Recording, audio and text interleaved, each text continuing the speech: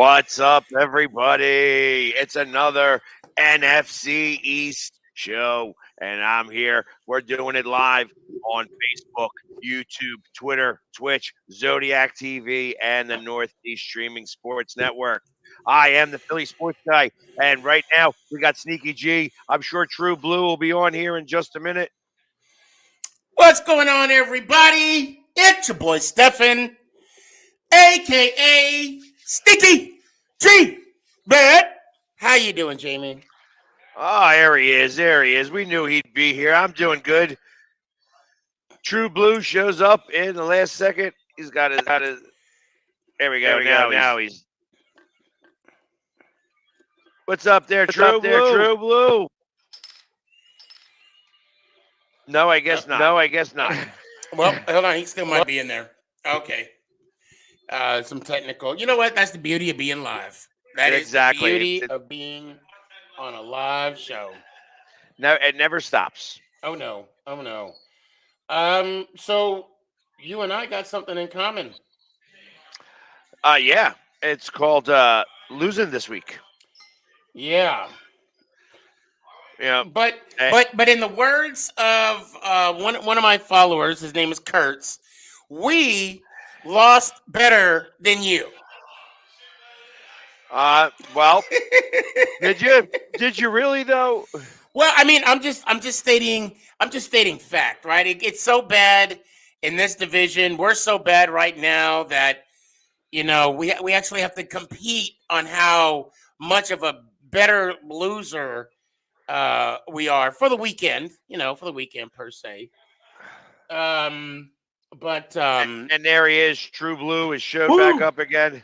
Yeah, just a bunch of technical difficulties all the way around. Like I said, I understand the beauty of live TV.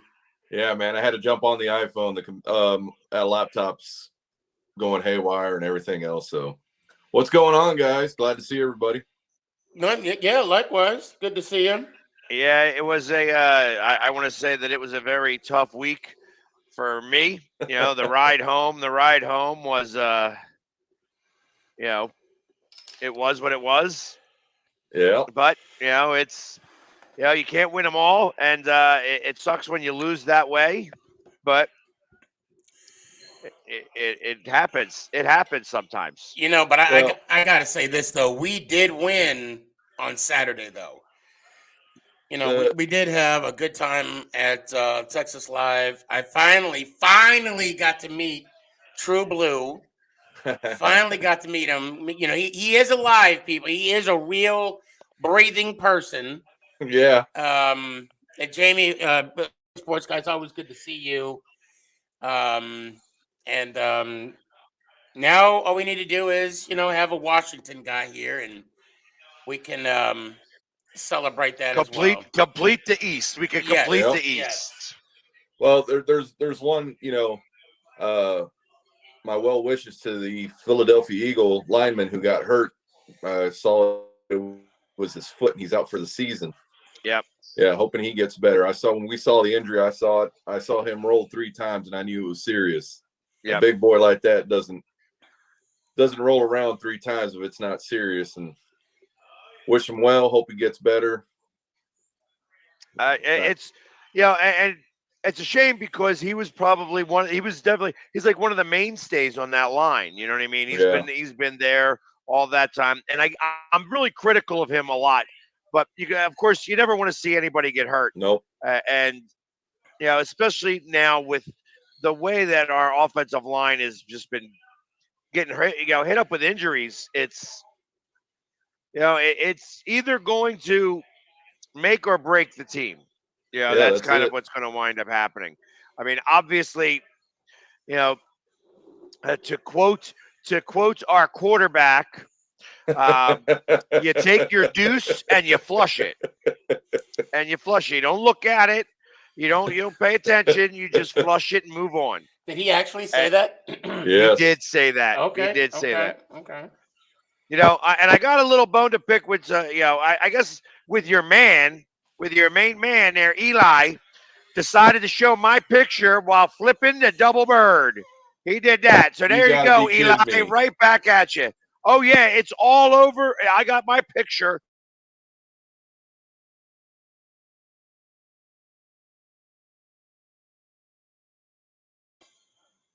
So, wow. and of course, not only did we make the Dallas Cowboys, but we made NFL Australia Yep. down there. They sent that down there, the picture down there, and I tell you, it's funny. Him and I never take a picture together. Like I never do. Like, hey, we got to take a picture. We got to take a selfie or something. We don't ever take a selfie. No. Everybody's got pictures of us, Except but us. except us. Wait, I do. I got a picture of you guys. I got a picture of everybody. Right, Yep. right, and that's a little bit different, but it was, you know, it was fun. It was fun being at the game. They were great seats, all the way up to kickoff. Yep. Because Yeah, I mean, they went right down the field and scored in 2 minutes. Hey, hey, Renee, I appreciate that you keep putting up all this flyer stuff, but we are on a football podcast. Don't make me block you. Thank you. So, you know what I mean? I come on now. Really? Really? I know you're a 49ers fan. Go to a 49ers podcast then. So I'll talk about the Flyers later. I do got a question to ask you. I know so for the last 2 weeks, one of the issues with, or I mean, we have plenty issues as the Giants, are the penalties, and of course because of the penalties, we say that's lack of discipline. And looking at the box scores, Philly at 13 penalties for 86 yards. What do you say about that? Is that is that towards the coach, towards the players? What do you think? Pre-snap penalties are always coaching and focus. So there were a few things that I saw that really, or that I even spoke about with to uh, the ESPN crew, not the people that are on TV, but the actual film crew were staying at the same hotel as I was, and I was talking to them about what they see, and they were saying that they see a coach that does not show a lot of passion, and they felt specifically like the moment was too big for him. Wow. Now, this is coming from What do you mean? I mean, it's a week 3 game, divisional game. You know what though? But this game alone is in too. But what I'm saying is this game is too big for him. A Dallas Cowboys game. You got to remember this crowd size was pretty enormous, and it was pretty loud in there. And I think and I will say I'll go as far to say is that they were the most. I was telling my guys here. I actually shoot darts on Wednesday, so I'm at right now tonight. I'm at the American Legion in Leadham. Post. I'm sorry. Norwood. Post 507. 507, post 507. So, of course, take care of all us veterans. Me and Sneak, you're definitely a veteran. So, we're giving them some love there. But I was telling the guys here. I'm sorry, I lost my train of thought here for half a second. I was more concerned about naming the post. But that they were the most aggressive that I have seen them. The Dallas fans. I've never heard that chant like that. No. The Eagles suck chant. Never. I mean, they were an aggressive fan base, and that energy was felt. The last time I felt a similar energy was in the Link against the Cowboys when we had that energy and we won that game 17-9. That was when because it was the same type of energy, the opposite way. I felt that energy against us. Yep. And it was big. It was a big moment for them. And the coach was underwhelming. So go ahead, True Blue. No, and that was the thing. The crowd noise played a big factor in this game. From first down all the way to the fourth down, even when the guys were punting, the crowd was into it. The defense was on top. Everybody was just playing power football. And you can tell the Dallas Cowboys were going to win, wanted to win, and did win. And it was all, it was just a mix of emotions going all the way around. And especially Dak's homecoming. from last year. That played a big factor. Oh, I can imagine. I can imagine. You know, there was so many different things that were going against us. They put Jimmy Johnson and Drew Pearson in the Ring of Honor. I don't even know who the third guy was. You know, and it's funny because wait, they did that. They did it that night. Cliff Harris. Night. They didn't waste no time. Like first home game, and he got his ring too. I saw that he got his Hall of Fame ring. Yeah, that's what it was. The ring. It was the Hall of Fame. The Ring of Honor. No, it was just the ring, the Hall of Fame ring. It wasn't the Ring of Honor. Right. Oh, that's planned for a later day. Oh yeah, that's what I was gonna say. Like right after the Hall of Fame, basically 3 weeks, he gets the Ring of Honor. Yeah, it was a Hall of Fame ring for the 3 gentlemen: Cliff Harris, Drew Pearson, and Jimmy Johnson. So I'm looking at the box scores right now, and I see. Okay, hear me out before we get any kind of feedback. I want to say I see some type of domination. Okay, I watched the game. Maybe the first quarter. I'll be honest. I went to bed. I was tired. I woke up, saw the final score, took a double take. But now I'm looking at the box scores for the first time. First downs. Dallas had 27. Philly had 12. Rushing. 12 rushes, 64 yards. Philly. 41, 160. Yeah, you're not looking close enough. You're not even looking close enough there. Those 9 rushes were from the quarterback. They only ran the ball 3 times. Yeah, they rolled out. He was rolling out too to avoid traffic in the backfield. Yeah. Oh. Well, see, as far as box scores, I'm just seeing what I'm seeing.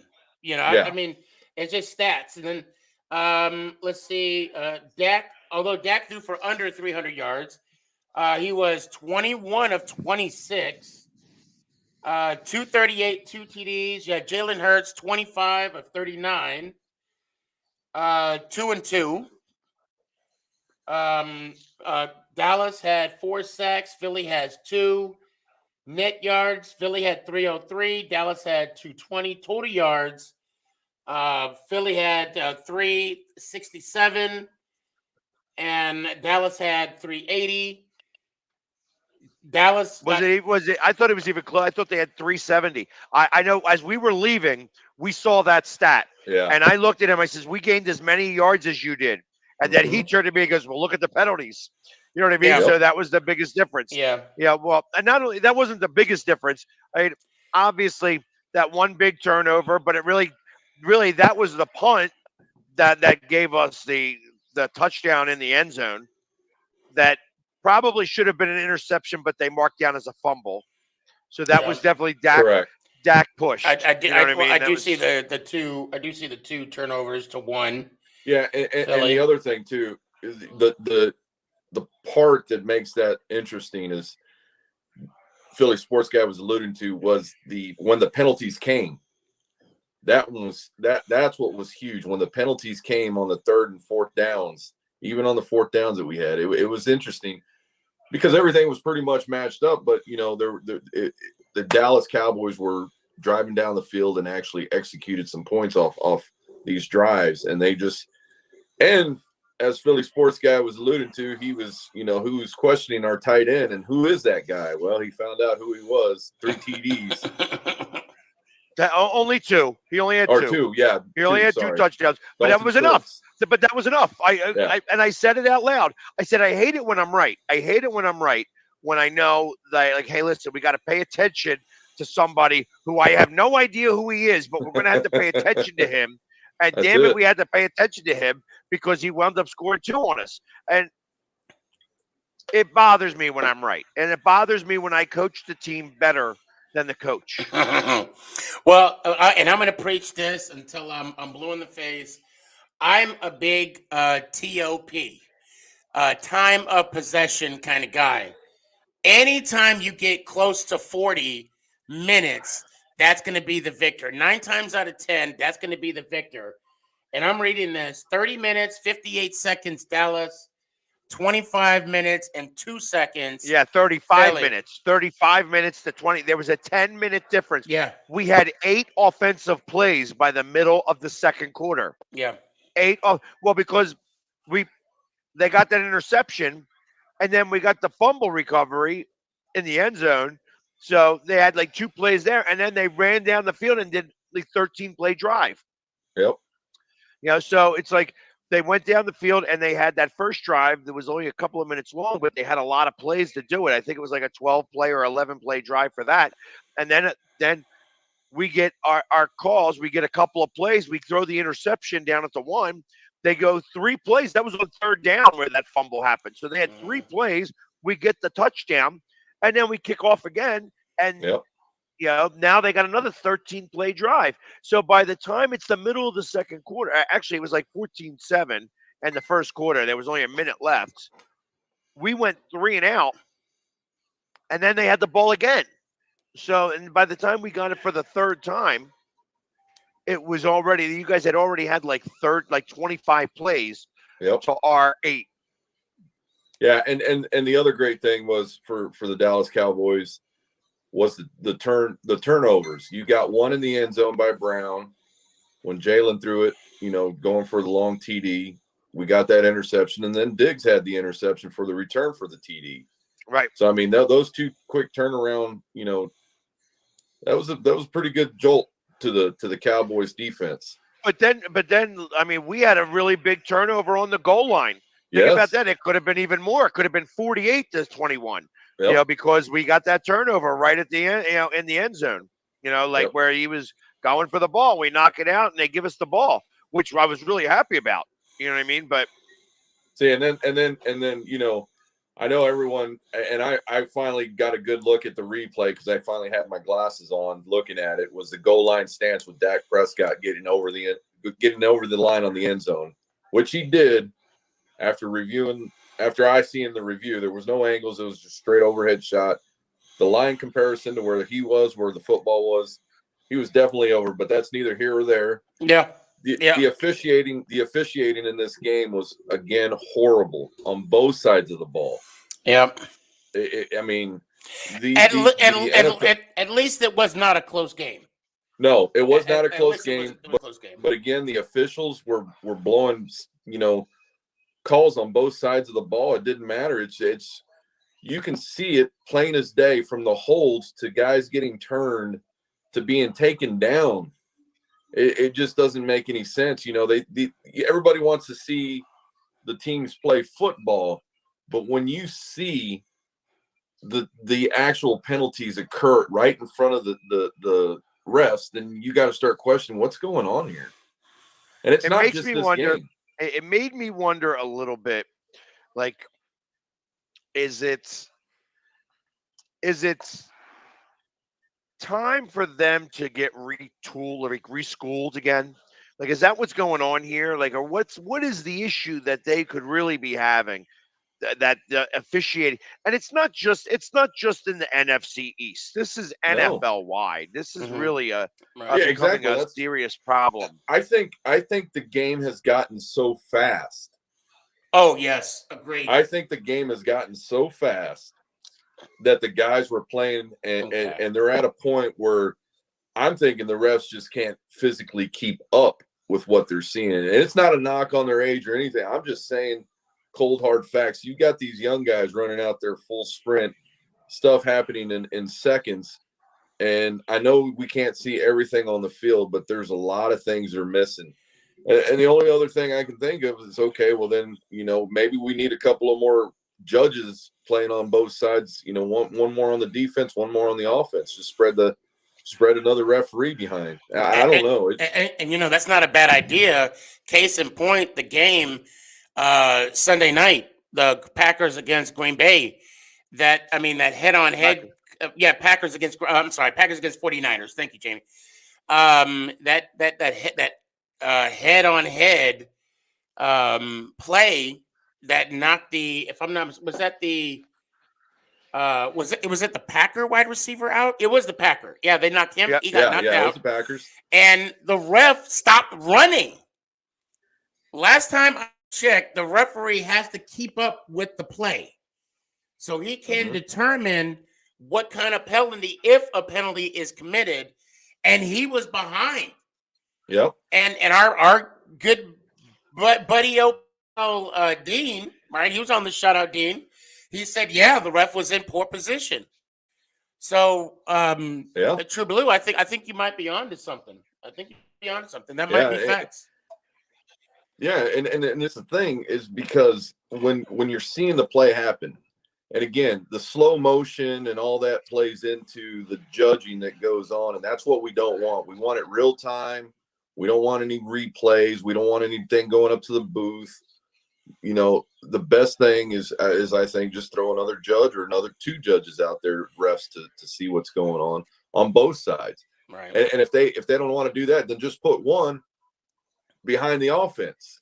That way he's not in the play of field, you know, adding more to the congestion of the field. Well, no, I would agree to add another ref somewhere. But I am 100% for instant replay. It does slow the game down a little bit, but when you have calls that are affecting not only a game but people's livelihoods, you got to get those calls right. And how? I mean, well, here's something to think about, and put it in perspective. Imagine this: you've got defense playing cover 2, cover 3, right? So you've got a defensive back there.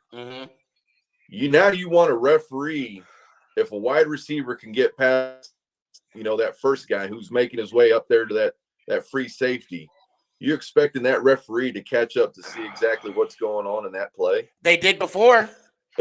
Yeah, they did before. I mean, you would see. I mean, there's countless of highlights of seeing referees running alongside players. But it's not happening anymore. Yeah, it's these guys are out of position. They're not playing, where they and it's just, I don't know. I'm not. So is the answer more referees? I don't know that's the answer. I'm thinking it is, but I'm also thinking the positions that they're taking up.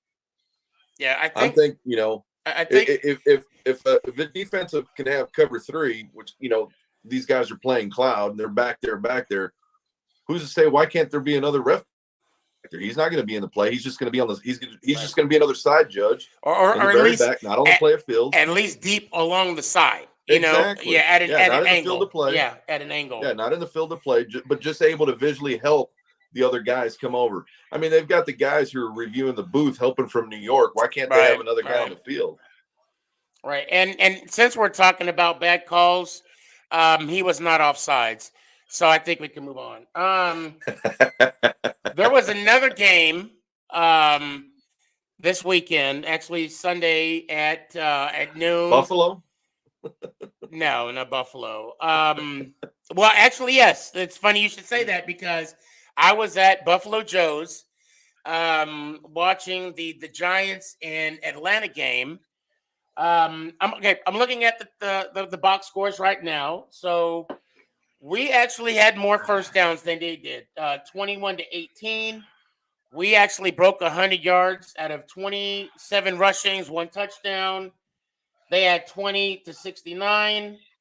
I'll just give you the total yardage in passing, which Matt Ryan. No, I'll even give you the TDs too. Matt Ryan has 243, 2 touchdowns. Jones had 266. Jones, no touchdowns. Yeah, 0 touch and 0 picks. Yeah, that's a big one. And 0 fumbles. What else we got? We sacked Matt 3. They sacked us twice. Total yards, we had 346. They had 296. And you had 8 penalties for 53 yards. Probably some of the killer there too. And this is a fun fact. We had 7 of those in the first half. Wow. 7 in the first. And again, remember, I'm a big component of the top. The TOP. Yeah, you know me. We had 31 minutes. We almost had the ball for 32 minutes. They had it for 28 minutes and some change.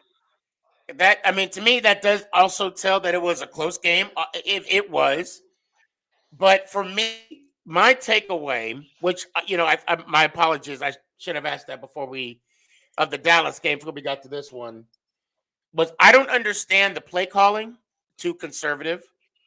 I don't understand the defensive calling. Wide receivers were wide open, and the final thing I want to say this is every time Ingram got on the field, he was booed. Wow. Every time Ingram got off the field, he was cheered. So he knows he's in a predicament. Now, also for the booing and the cheering during Eli's ceremony, Roger Mara was booed. Wow. I mean, it was so bad. And he's been loved, in that city. Yes. So it was so deafening and so bad that Eli had to stand up and basically calm the crowd down. Shush them down before the ceremony could even get started. So people are upset. Wow. People are upset. So yeah, that's New York. That's the New York crowd. It's a tough crowd. I hear the same type of thing because, like, as I think about it, like, what's going to happen where we're home against Kansas City and Andy Reid is here this week. And I don't mean to cut you off, Sneaky, about talking about your game but we have a coach who looked underwhelming against a really big division rival in a very big game moment and was very underwhelming. Hasn't been really exciting to see and watch and all that stuff. Mm-hmm. Has done a few things that have been very funny, just in general. You know what I mean? The Dallas shirt. Now the Dallas shirt is going to be backwards. Now it's going to be used against us because beat Dallas, and it says now it's going to be beat by Dallas. You know what I mean? So, and what happens now? Now you got our old coach who took us to 5 NFC championships. You can't take that away. Mm-hmm. You know what I mean? And then has won a Super Bowl since then. Been to another one since then. How is that? Like, how is that going to really look coming in? And then we got a quarterback who I feel was a little lost out there. Right. On Monday night. I don't think that he was lost because he didn't know what to do. I think he was lost because of the play calling. And now, as I think about that, and now I correlate that to the Giants. What's going on over there? Because obviously, and you could speak to this a little bit too, True Blue, because their offensive coordinator used to be your coach. You know what I mean? And the only thing that he's really good at is clapping. In his defense, I have yet to see that on TV. I think he's full aware of that, and that's changed. Now, I do want to take the clapping. Yeah, I haven't seen him. I haven't seen it this year. I do want to take a step back and you talk about your quarterback, Hurts, real quick. Your quarterback. You're right. From the first play, I saw him rolling to his right, rolling to his left. And then when I did see the highlights, you're right. He did look a little lost when, in a sense, he should have been prepared because this is his second time in Dallas. He should have known what to expect. Now, granted, last year he did not have a very outstanding performance, if you will, last year either. But now about our team, because you were talking about the play calling, very conservative. I don't know. I understand now why Jerry Jones took the play calling away from Garrett. I understand why. Yep. I don't. That's exactly it. You could tell the different Daniel Jones that's out there. When there were certain plays when Jones was on the field against Washington, you can see him making audibles. You can see him commanding the offense. But against Atlanta, I saw 8 in the box. he did not audible out of a run. And the only reason why he did not audible out of a run is because Garrett had to have taken that responsibility away from him. Or at most, and I could be speculating here, or at most, taking that option away from Daniel Jones to change a play. And granted, I only saw one or two times because I was like, please don't let this be a run. Yeah, it was a pitch right. It was a sweep right to Saquon. There's 8 in the box. That means you have man coverage outside. So, I mean, you could do a fade. You don't want to do a slant because they're all jumbled up in the middle of the field. But when he pitched it to Saquon. So that tells me a lot. It will again, Garrett. It's one of those things. That's just how he is. Now, as far as him taking away the ability for Jones to audible, I don't think that's happening. You can see it though. Wait. True Blue. You played football, right? Yeah. What position did you play? What position? I was a defensive back. So you were a linebacker, right? No, defensive back. Okay, so I'm sorry, defensive back. So either corner or safety, free safety. Yep. Okay. So now, correct me if I'm wrong. If you have 8 I'm talking like linebackers. Correct. You got the down lineman, and you hear that audible call. You know for a fact that was a run play before they got to the line. Am I right? Yeah. So if you're on the line, under center, which the majority of the game he was shotgun. But the few plays, and I don't mean to cut you off, but I have to you're fine. I have to challenge you on this because that's the only assumption I can give. And you're right, I could be wrong. But if I'm under center and I'm like,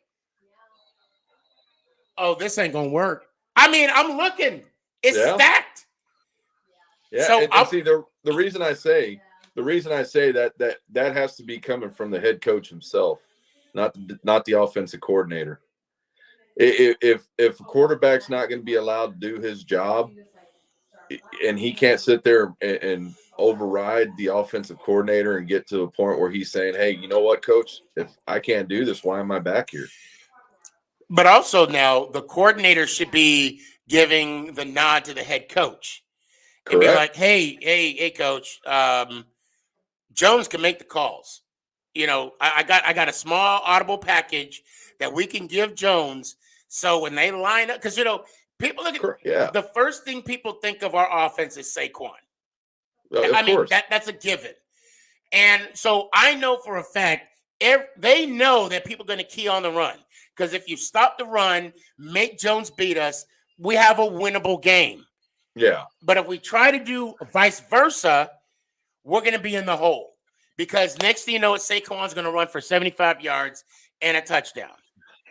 So yeah, and that's something you might want to look into and see what the media is going to be saying this week about that. Because I'm sure you're not the only one raising that question. And I'm surprised nobody has saying that. I don't recall. And again, I could be wrong. Yeah, just go to the New York media post. I'm sure somebody down there is pretty much saying what you're saying if they're noticing that.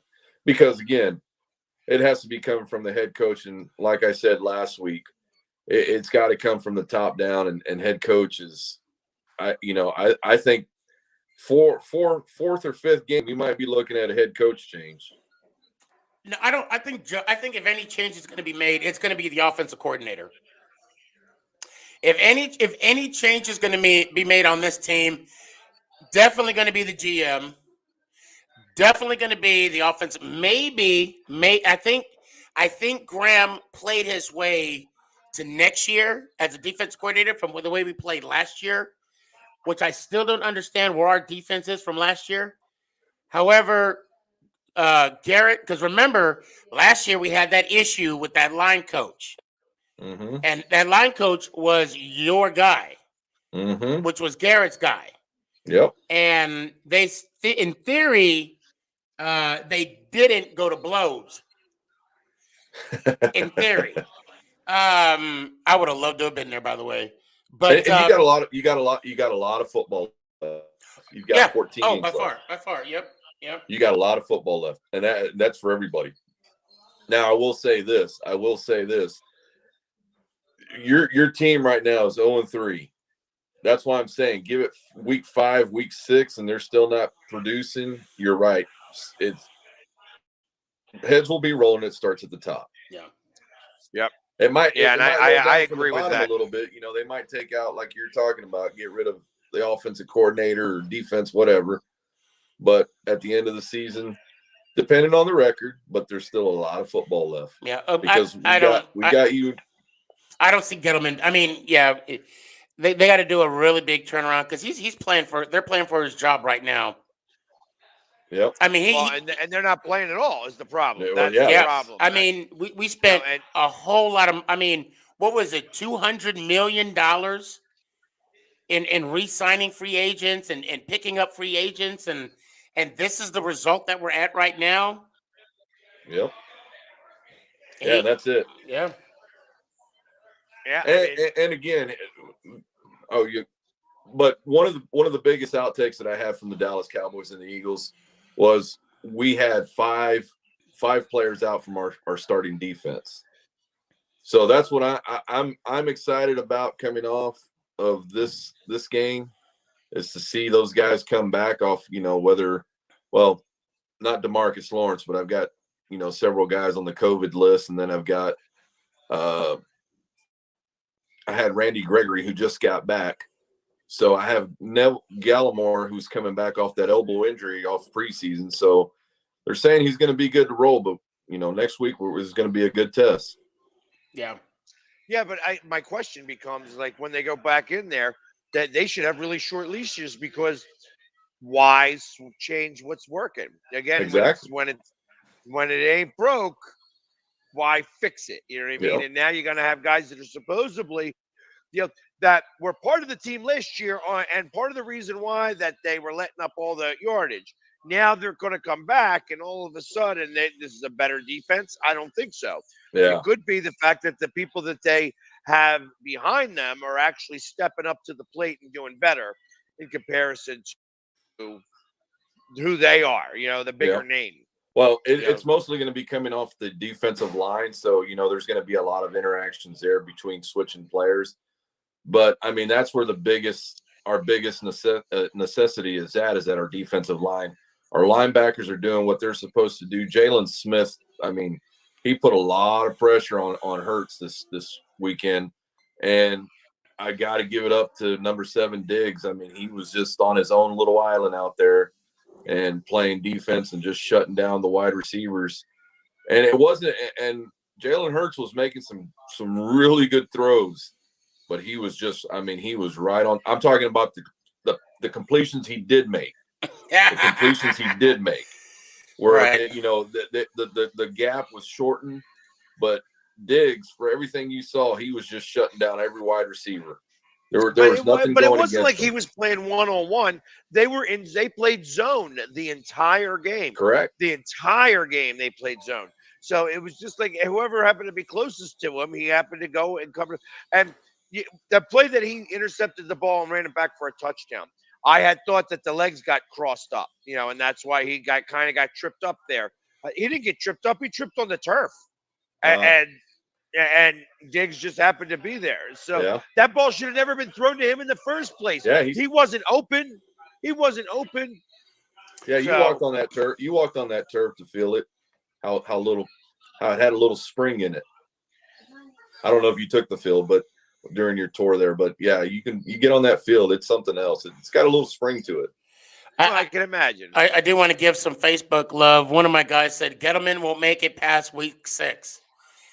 If we're 0-6, I mean, I don't know if you guys are aware of this. We're 15-35 since Gettleman has taken over. Yeah. So there's that. There's that. Ultimately, where does it come from? Like, where do you draw that line?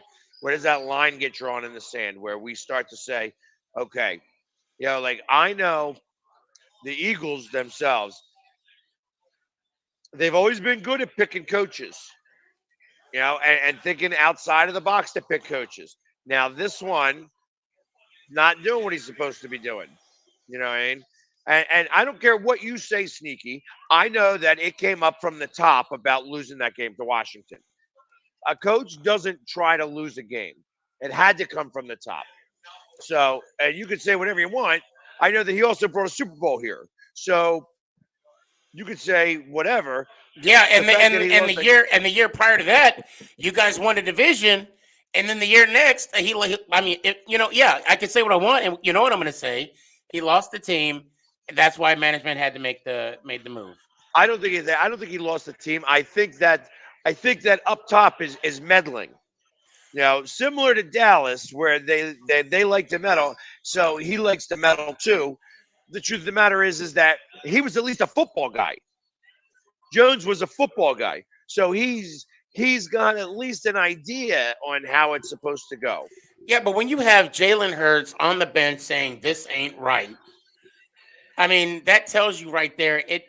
I mean, I know we all have our own interpretation, but my frustration is not with obviously not with the Eagles itself, but with someone who wants to win, who complains about losing, but then lose when it's convience. So Yeah, but you can't say that. You can't for the say that record, it came from him. for You the can't say record, that it came from him. for the record, I didn't bring this up, but I'm gonna draw the line in the sand for me, and I'm gonna say that I truly believe that he lost on, and then the two coaches meet in the middle of the field, and one says thanks, like it was a Christmas gift.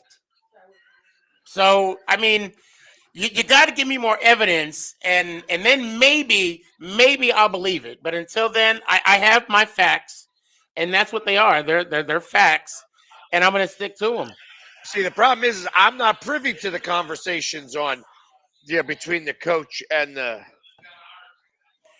and the owner. You'd say I am, and this is what the owner said. You know how I feel about this team. You know how I feel about not losing. That I was waiting for you to say, "I wish you would." I was waiting. I wish you would. Yeah. Well, here's the thing. You know how I feel about the country, Right? Yeah. The flag of the country. Yeah. Do you think Bradley Cooper's getting a little step in over there in the head coach's ear? No, it's not. It's not Bradley Cooper. It's who's the little short comedian? Kevin Hart. Kevin Hart. Yeah. He's talking to them. He's yelling up to them. He's talking to them. I'm going to say it, and I'm going to be brave. That little man tried to get on the stage of the Super Bowl. I got to give him props, though. I know I just called him a little man, I do. But I got to give him props for making I got some big huevos. This dude got some huevos. Yep. Telling a big, nah, bro, I'm getting on that stage. He's like, you know who I am? You know who I am? He goes, yes, we know who you are. We won the Super Bowl. No, Kevin. No, you did not, Kevin. You did not win the Super Bowl, Kevin. Yeah. Well, it's going to be interesting here come week 3. I don't know. We've got the Carolina Panthers. It's a noon game. So it's throwing off everything for us because that's the first early game we've got.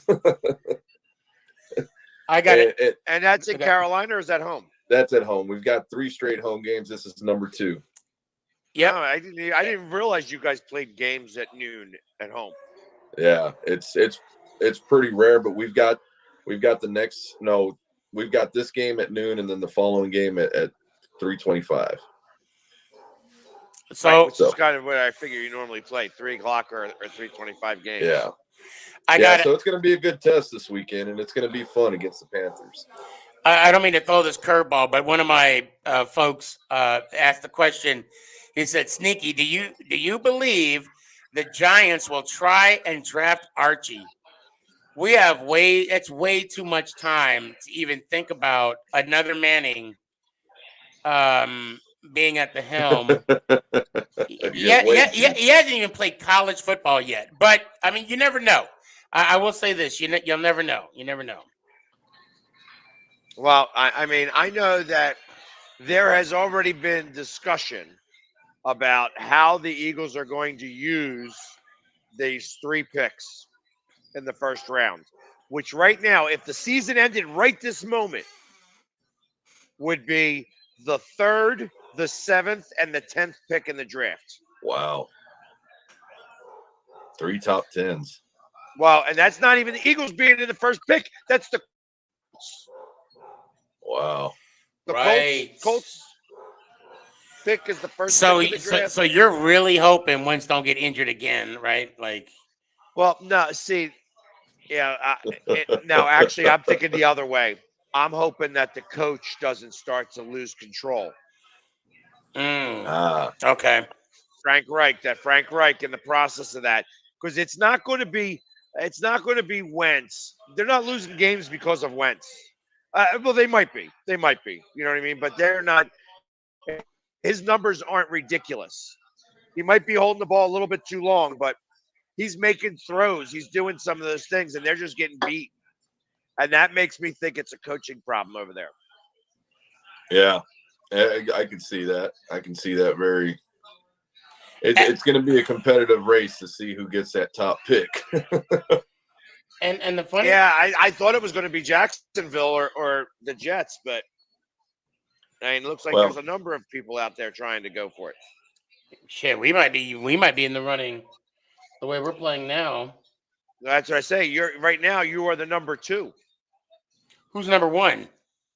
Number 3 is the Colts. I think who's number 1 is Jags. Chicago. No, Jags won a game, didn't they? No. Oh. Yeah, the Jags, Jets, us, and that's right off the top of the dome. I think that could be Jets. Colts would be the number 3 pick right now. Colts haven't won a game 4 either. 0-3 teams. Oh, the Colts have not won. No. Well, I mean, Wentz right now, he doesn't have bad numbers. I mean, he has like average, 60% completion, 3 touchdowns, 1 interception, just under 700 yards passing. I mean, he's not having like, I'm going to write to mama and tell him about him numbers, but, So, all right. So we play the Chiefs coming off of 2 losses against fairly good opponents. I mean, I guess one was San Diego. So I'm hoping that LA. that's what I said. Exactly. The Chargers. And you know what? I do have to say for our Charger buddy that said that he was going to sweep the NFC East. You already lost that bet. Yeah. Yeah. So you already lost that bet. But anyways, I don't know. I don't see because we have this and then I leave for Carolina next week. I am going to be in Carolina to do this show. So it's going to be an interesting week to see how we get past the Chiefs. That's how Thursday. we're going to prepare. No, we go. I'm going for the week though, but I'm going. It's a Sunday game, but I'm going on Monday night. I'm going to go down there. There you go. I have a friend down there. I haven't seen in a long time, so I'm going to go spend some time. I think what's going for you against the Chiefs is that quietly they have the 31st and 30th ranked defense in points and in yards in the NFL right now, and that their last 3 games they average about 30 points a game. So I want to say this: they're not the 2019 Chiefs. They're not. They are not. So they're not even the 2020 Chiefs. No, and the thing about, and I'm going to go to the book here. The thing about your Eagles, you guys are ranked 25th in offense regarding points and 16th overall in yards. So you might want to bookmark this, Jamie. I'm telling you, there's a chance. You're saying there's a chance. That's all I'm saying. That is all I'm saying. I can appreciate that. So listen. Before we get into our last predictions, I'm going to give the floor to Sneaky G for a minute. Yes. I'm going to allow him to do his thing here because he's got some stuff about to happen. So I'm going to give Sneaky G the floor.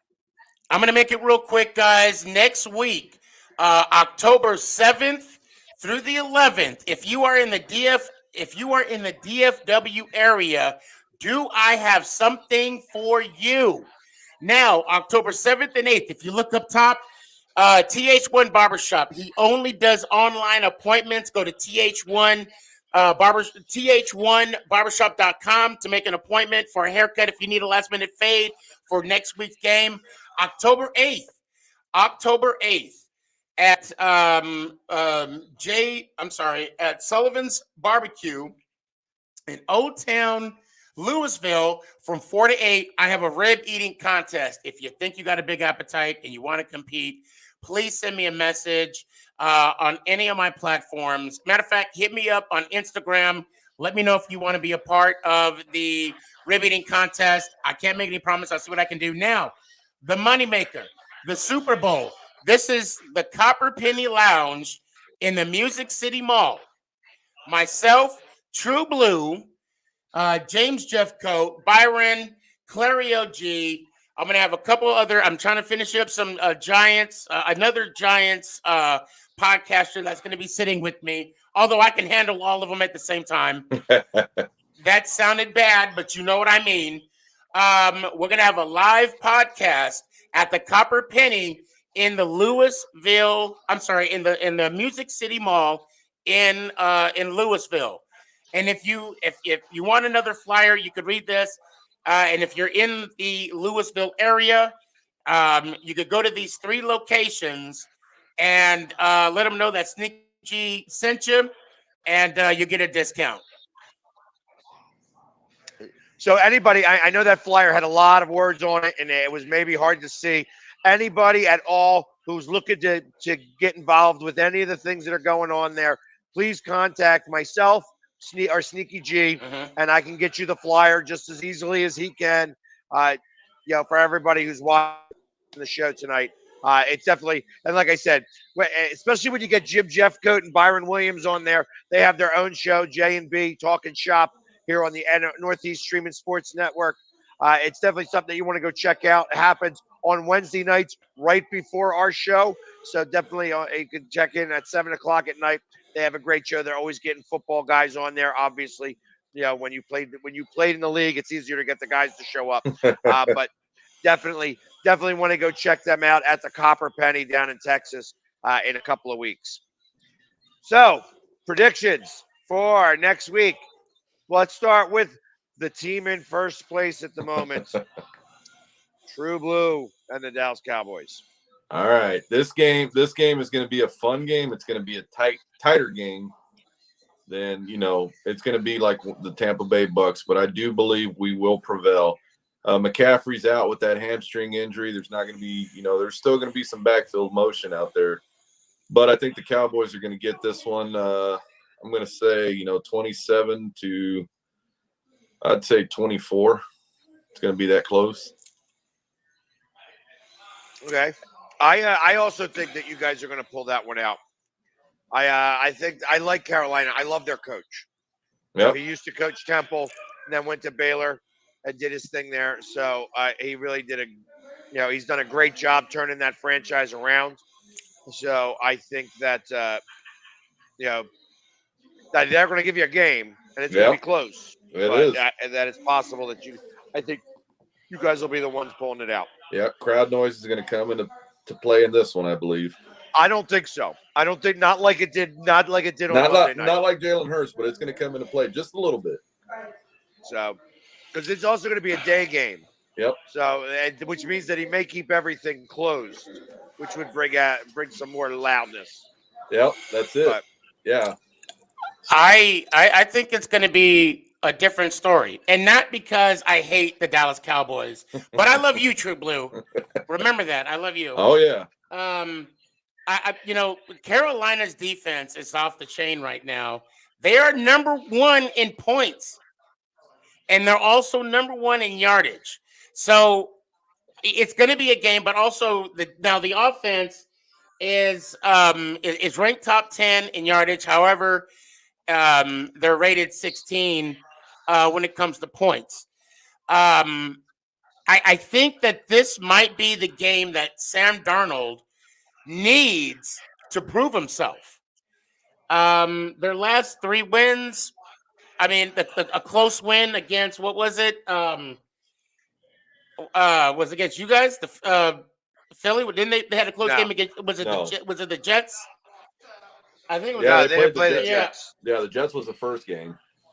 Yeah, they spanked the Jets, Yeah, and they played Thursday night against Houston. Houston. Oh, I'm sorry. It was New Orleans. It was a close New game. Orleans. There you go. No, it wasn't a close game. It was a No, close. It was a close game against the Jets. That's what it was. Yeah. I think this might be Sam Darnold's coming out party. I mean, he's gonna have to beat the Cowboys to tell the league I have arrived. Yep. And I think this might be one of those games. I do also want to mention the Cowboys have the most turnovers so far. The defense 8 turnovers. Okay. So okay. It's going to be an interesting game. Yeah, very much so, and I'll be there. So just because I happen to be, we're tied for second. Really, in essence, we'd be in third place because Washington has won a divisional game. I would go next, and we're going to be playing Kansas City. And I need to see one, a more balanced attack on the offense. I need to see them run the ball. I need to see them keep the ball out of Mahomes' hands, which means that they got to get off the field on third down. They got to be more focused and not take those pre-snap penalties. And they have to make sure to run the football. Run the football. I don't care if you go for 2 yards or 3 yards. Run the football. Yep. You need to be able to do that. I have this right now. I have the Chiefs 31, the Eagles 21. Well, I tell you what, I'm going to go on a limb here and say they're not going to run the football with. I don't know if that's going on a limb. Yeah, well, yeah, right. That's what I mean. But this is going to be an NCAA scoring type game. It's going to be like 61-64 Chiefs because the way the defense is playing with the Chiefs. It's going to be a high scoring game, and with your guys' offense, you guys you're a little pissed off that you lost to Dallas, so I think it's going to be a high scoring game. I wouldn't be shocked otherwise, but I'm going to go with the high scoring game. Yeah, if the Eagles can keep Cheetah, Tyreek Hill in check, and Kelsey, you might be able to do something. But I'm going to give this one to the Chiefs, 34-17. All right. Similar. Realistically, I'll say 38-34. Realistically, I'll say that. Okay. And then we have Washington. the Giants, and who do they play? Well, Washington. Oh, yeah. Obviously, Washington's playing somebody, and they're going to lose. Yeah. That's it. We need to get a Washington guy on here. When we get a Washington guy, we start talking about Washington. Until then, they lost worse than the Eagles did. Yeah. And they lost way more than I'm going to say we're going to win by it's going to be 26-20 Giants. Who do you guys play? New Orleans in New Orleans. Oh, yeah. No. You guys will be 0-4. You guys will be 0-4. And I have that I have that like 35-10. Saints. 35-10? Saints. Okay. I have the Saints taking this one 31, maybe 31-17. Yeah, I think that's going to start the clamoring for his head. Yeah. I do as well. So I think it's going to be a beatdown, and I think you're going to see your guys quit, and it's going to go against what he said at the last game. You'll never see my team do that ever, ever, ever, ever, ever, ever. I'm never going to do that. Blah, blah, blah, blah. Rawr, rawr. Guess what? His team's going to quit on him, and you're going to see it happen next week. I don't think they're going to quit on him. Well, we'll see. Yeah, we'll see, but I don't think they'll quit. In the meantime, everybody, thank you very much for joining us for another NFC East show. Next week, I will be in Carolina to do my show. So we will see you there. And Let's as go, always, Giants! Oh, I was waiting. I thought we were doing our thing right now. go Birds! How about them Yeah. Cowboys?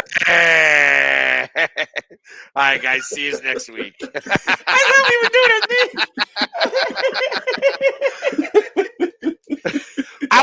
We were letting you. Yeah, we I was were trying letting to, you. 'Cause we weren't going to do it over you. That's what happens when you go live. Oh man.